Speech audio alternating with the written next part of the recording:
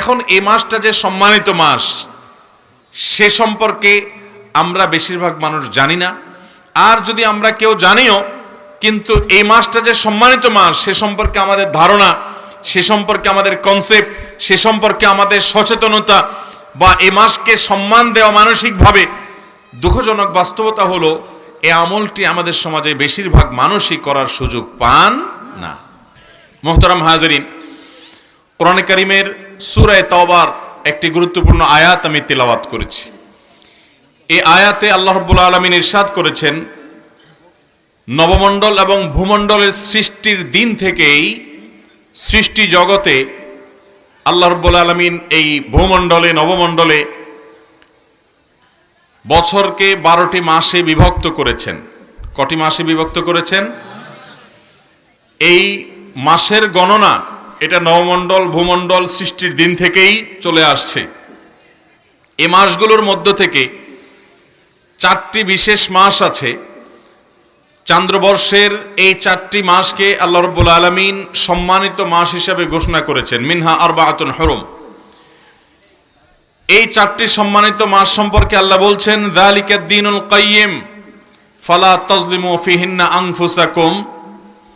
এই 4 মাস যেটাকে আল্লাহ তাআলা সম্মান দিয়েছেন, এটা এই মাসগুলোতে তোমরা নিজেদের প্রতি আল্লাহ বলছেন নিজেরা জুলুম করবে না, অবিচার করবে না। সূরা তাওবার 36 নম্বর আয়াতের এই আলোচনা থেকে দিনের আলোর মতো পরিষ্কার যে চান্দ্রবর্ষের 4টি মাস আছে, যে মাসগুলাকে কি মাস বলা হয়? সম্মানিত মাস। কি মাস বলা হয়? সম্মানিত। আশহুরে হুরুম বা সম্মানিত মাস। সম্মানিত মাসের এই ধারণা আমাদের সমাজের বেশিরভাগ মানুষই জানেন না। আমরা রমাদান মাস সম্পর্কে জানি, রমাদান হলো বছরের মধ্যে সবচাইতে সেরা এবং শ্রেষ্ঠ মাস। ঠিক না বে ঠিক? এটা তো ঠিকই আছে, কারণ হাদিসের বর্ণনা দ্বারা আমরা জানতে পারি রমাদান হলো সাইয়্যিদুশ শুহুর, সকল মাসের মধ্যে সবচাইতে সেরা মাস, সবচাইতে শ্রেষ্ঠ মাস। কোন মাস? রমাদান মাস। রমাদানের পর অন্য সাধারণ মাসের তুলনায় বিশেষ মর্যাদা এবং বিশেষ সম্মান আল্লাহ তাআলা দিয়েছেন 4টি মাসকে। কয়টি মাসকে? এই 4টি মাস কোন 4 মাস, যে মাসকে আল্লাহ রাব্বুল আলামিন মর্যাদা দিয়েছেন সে বিষয়ে বুখারী মুসলিম বর্ণিত আবু বকর রাদিয়াল্লাহু তাআলা আনহু থেকে একটি হাদিস বর্ণিত হয়েছে। তিনি বলেছেন যে নবী করিম সাল্লাল্লাহু আলাইহি ওয়াসাল্লাম ইরশাদ করেছেন যে আস-সানা 12 শাহরা, বছর 12টি মাসে হয়, এর মধ্যে থেকে 4টি মাস আছে যে মাসগুলোকে আল্লাহ তাআলা সম্মানিত মাস হিসেবে ঘোষণা করেছেন। আর সেই 4 মাসের মধ্যে আবার 3টা মাস হলো ধারাবাহিক পরপর 3 মাস। সেগুলো কোন 3 মাস? নবী সাল্লাল্লাহু আলাইহি ওয়াসাল্লাম এই হাদিসে নিজেই ব্যাখ্যা করেছেন, যুলকাদা ওয়া যুলহিজ্জাহ ওয়া মুহররম, জিলকদ, জিলহজ এবং মুহররম। এই 3টা বাই সিরিয়াল ধারাবাহিক মাস। আর আরেকটা মাস যেটা 4র্থ মাস, সেটা হলো ওয়া রজব ওয়া মুদর আল্লাযী বাইনা জুমাদা ওয়া শাবান, রজব মাস যেটা জুমাদা সানিয়া এবং শাবান মাসের মধ্যবর্তী মাস, রমজান মাসের আগের মাস। এটা হলো 4র্থ সম্মানিত মাস। তাহলে মোট সম্মানিত মাস কয়টা হলো? 4টা। এখন এই মাসটা যে সম্মানিত মাস সে সম্পর্কে আমরা বেশিরভাগ মানুষ জানি না। আর যদি আমরা কেউ জানিও, কিন্তু এই মাসটা যে সম্মানিত মাস সে সম্পর্কে আমাদের ধারণা, সে সম্পর্কে আমাদের কনসেপ্ট, সে সম্পর্কে আমাদের সচেতনতা বা এই মাসকে সম্মান দেওয়া মানসিকভাবে, দুঃখজনক বাস্তবতা হলো এই আমলটি আমাদের সমাজে বেশিরভাগ মানুষই করার সুযোগ পান না। মোহতারাম হাজরিন, কোরআন যে বিষয়ে একাধিক জায়গায় আলোচনা করেছে, নবী সাল্লাল্লাহু আলাইহি সাল্লাম যেখানে এই 4 মাসের ব্যাখ্যা বিশ্লেষণ তার হাদিসে করেছেন, সাহাবায়ে কেরাম এই মাসগুলো সম্পর্কে বিভিন্নভাবে জিজ্ঞাসাবাদ করেছেন। কোন খুচরা বিষয় নিয়ে কোরআনে এত দীর্ঘ আলোচনা, হাদিসে এত দীর্ঘ বিস্তারিত আলোচনা, সাহাবীদের এত প্রশ্ন এবং প্রশ্নের উত্তর আল্লাহর তরফ থেকে, এটা কোনো খুচরা বা ছোটখাটো কোনো বিষয় সম্পর্কে হওয়া সম্ভব। তাহলে বোঝা গেল এই মাসগুলোর সম্মান এটা আল্লাহ তাআলা দিয়েছেন একজন মুসলমান হিসেবে, আল্লাহর প্রতি ঈমান আনয়নকারী বান্দা হিসেবে, কোরআনে বিশ্বাসী মানুষ হিসেবে আমাদেরকে এই মাসগুলোর সম্মান দিতে। এখন প্রশ্ন হলো এই মাসগুলোর সম্মান কিভাবে দিবেন? নাম্বার 1, এই সম্মানিত মাসগুলো যখন আসবে আপনার মন মানসিকতার মধ্যে এক ধরনের শ্রদ্ধা কাজ করবে যে একটা বিশেষ সম্মানিত মাস যাচ্ছে, এবং সম্মানিত মাসের কথা স্মরণ হওয়া এবং সম্মানিত মাসকে মনে মনে সম্মান প্রদর্শন করা, এটাও এ মাসের একটা আমল। এই সম্মানিত মাসগুলো সম্মান প্রদর্শনের অংশ। সম্মানিত মাস সম্পর্কিত ধারণা, এই মাসগুলো যখন আসে তখন এগুলো সম্পর্কে আমাদের করণীয় বর্জনীয়, এই মাসগুলো সম্পর্কে কোরআন হাদিসের আলোকে তাৎপর্য আলোচনা, এটা আমাদের সমাজে খুব একটা হয় না। আপনাদের সামনে আলোচনা করছি।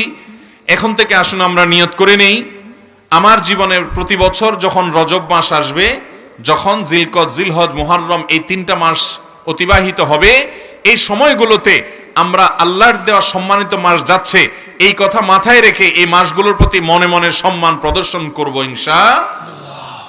মনে থাকবে তো?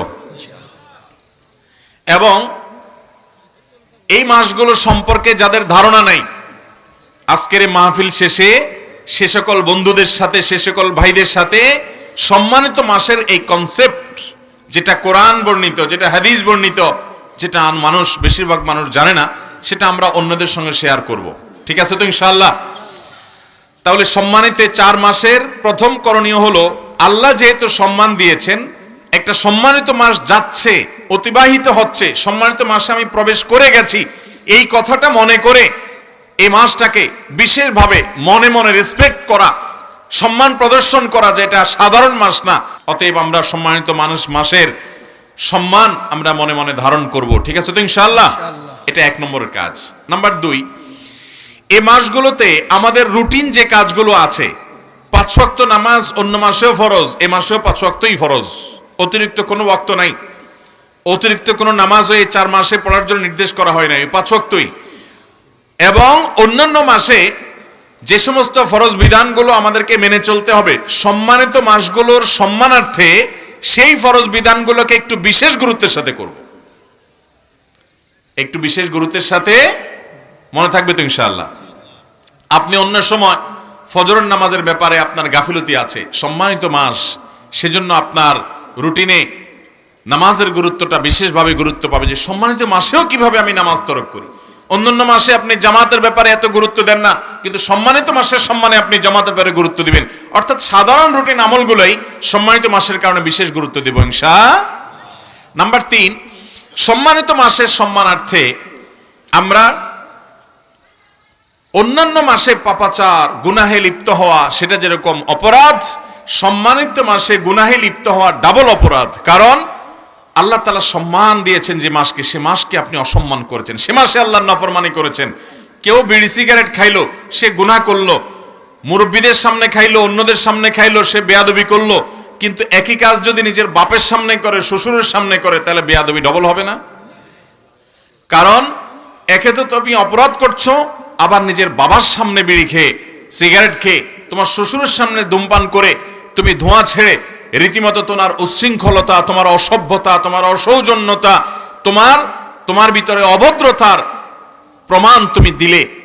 এটা সমাজের যে কোনো মানুষ জানে যে সাধারণ ধূমপান করা সেটা তো অপরাধী, কিন্তু যদি কোনো মুরব্বীর সামনে, নিকটাত্মীয়ের সামনে, সিনিয়র ব্যক্তির সামনে করে, সেটা আরো অপরাধের মাত্রা বেশি হয়। ঠিক একইভাবে অন্য মাসে আপনি হারাম জিনিস মোবাইলে দেখলেন, হারাম কথা মুখে বললেন, হারাম কাজ সম্পাদন করলেন, সেটা অপরাধ, সেটা গুনাহের কারণ।